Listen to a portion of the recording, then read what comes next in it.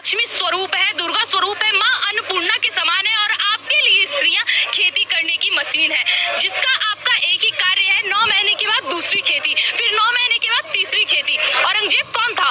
वो औरंगजेब जो दिन में 2.5 लाख जनेऊ जब तक ना जला ले उसकी आत्मा को संतुष्टि नहीं मिलती है, और उसी औरंगजेब की मजार पर चादर चढ़ाने जाते हैं अकरुद्दीन ओवैसी। ज्ञान वापी का मामला इतना हाईलाइट हुआ कि ओवैसी साहब कहने लगे कि जो राजपूतों की लड़कियां थी वो मुगलों को ब्याही।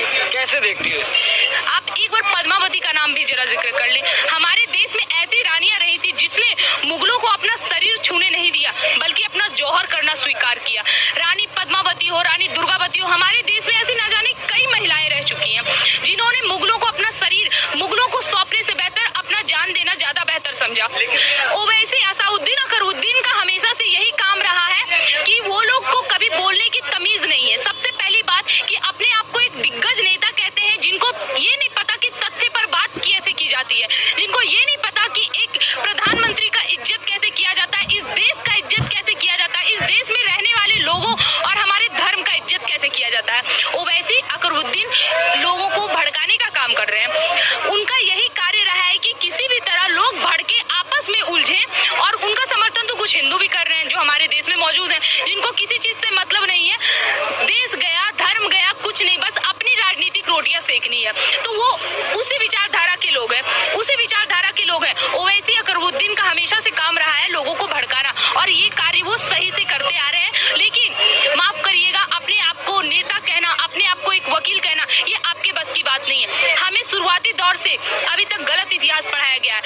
आजादी मिलने के बाद 1947 से लेके लगातार हमारे देश के एजुकेशन मिनिस्टर 5 बार मुसलमान रहे हैं। उन्होंने एक कार्य किया है, हमारे देश के सही इतिहास को हम तक नहीं पहुंचाने दिया। औरंगजेब द्वारा हमारा नालंदा विश्वविद्यालय जलाया गया था, लेकिन उसके बाद जो थोड़ा बहुत बचा था वो कार्य संपन्न करने का काम इन मुसलमानों एजुकेशन मिनिस्टरों द्वारा हुई है। हमें इतिहास पढ़ाया जाता है बाबर का बेटा हुमायूं, हुमायूं का अकबर, अकबर का शाहजहां, शाहजहां का औरंगजेब। हमें ये नहीं पढ़ाया जाता महाराणा प्रताप के पिता का नाम उदय सिंह था। हमें शिवाजी का इतिहास नहीं पढ़ाया जाता। आखिर क्यों? हमें हमेशा अधूरी जानकारी दी जाती है। अहिंसा परम धर्मो, सर अहिंसा परम धर्मो, इस नाम पे आप पूरा चिल्ला रहे हैं कि आप पहले जाके अपनी संस्कृत भाषा पढ़ के आओ, उसमें लिखा हुआ अहिंसा परम धर्मो, अहिंसा आपका सबसे पहला धर्म है। सर उसका अगला लाइन आप क्यों नहीं पढ़ाते? धर्म हिंसा तथैव बचाओ। अगर अहिंसा परम धर्म है, आपका सबसे पहला धर्म अहिंसा है, तो दूसरा धर्म पे अगर बात आए तो सामने वालों को काटना भी आपका धर्म है, और ये जायज है। लेकिन एक बात मुझे ये समझनी है, जो पूरा का पूरा मामला है जो हिंदू महिलाओं तक पहुंच गया ज्ञान वापी से होते हुए, वैसे सब कहना क्या चाहते हैं? क्या हिंदू महिलाओं का अपमान करना चाहते हैं? जी सर देखिए, आप हिंदू महिला को ही क्यों गिनती कर रहे हैं? क्या वो अपने घर में मौजूद बीबी, अपने बच्चियों का भी, अपनी माँ का भी, किसी का सम्मान करते होंगे? क्या आप एक मुसलमान नेता से ये उम्मीद करते हैं? माफ करिएगा, हमें वोट कहना पड़ रहा है, लेकिन आपकी स्थिति ही यही है ना कि आप अपने घर में मौजूद अपनी अम्मी, अपनी बहन जान, अपनी बीवी जान, आप किसी का इज्जत नहीं करते, क्योंकि आपके धर्म में कहीं भी ये नहीं बताया गया है कि स्त्री हमारे देश के, हम स्त्री को हम हिंदू धर्म में लक्ष्मी का रूप बताते हैं। हमारे लिए स्त्रियां लक्ष्मी स्वरूप है, दुर्गा स्वरूप है, माँ अन्नपूर्णा के समान है, और आपके लिए स्त्रियां खेती करने की मशीन है, जिसका आपका एक ही कार्य है, 9 महीने के बाद दूसरी खेती, फिर 9 महीने के बाद तीसरी खेती। तो आप एक इतने अच्छे नेता होने के बाद सर आप इनकी बयान भी सुनते आ रहे होंगे। आज तक मैंने इनका कभी कोई अच्छा बयान नहीं सुना है। वो तो कहते हैं कि मुगलों से हमें जोड़ दिया जाता, हमें मुगलों से हमारा कोई मतलब ही नहीं है। जी मुगलों से मतलब नहीं है सर। आप जिस मस्जिद के नाम पे लड़ते आ रहे हैं, हमारे देश में मुगलों ने क्या किया है? 30,000 मंदिर तोड़े गए हैं इस देश के। तो 30,000 मंदिर क्या किसने तोड़े हैं? किसने तोड़े? आप एक बार लेखा जोखा पूरी अच्छे से निकाल लेना सर कि कौन देगा इसका जिम्मेदार, कौन है इसका जिम्मेदार। बाबर, आप कहते हैं कि बाबरी मस्जिद हमारी है, बाबरी मस्जिद को दी ज्ञान वापी। आप बाबर को अपना कह रहे हैं। बाबर कौन था? अकबर कौन था? औरंगजेब कौन था? शाहजहां कौन था? क्या वो इस देश के थे?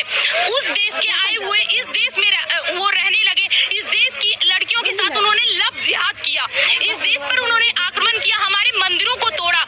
ये सब करने के बावजूद भी हम हिंदुओं से झेलते चले गए। ये सब होने के बाद भी उनके नामों पर ना सिर्फ मस्जिद के नाम बल्कि हमारे कई जिलों के भी